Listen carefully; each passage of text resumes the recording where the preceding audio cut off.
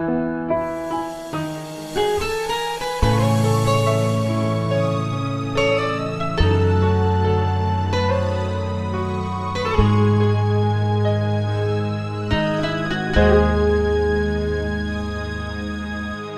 chăm bộ ar lâu dài lệ hôn nát xoa nên mô cả tụ lại im mà ngày thì hắn đồn về chuyện là nang vang lối thì phải hiểu biết lâu là qua đấy cũng xua về itana cả tuổi na dung tê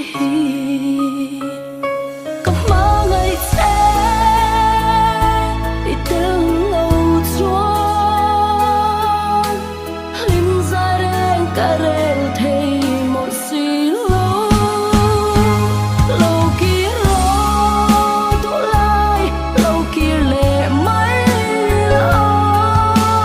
nắng và ngã cơn liêm dung tê hi cùng chiều vui tâm liêm mắt sẽ ruột sẽ gì thiên lai ana e o ana tôi đã biết thu cả hắn dung tê hay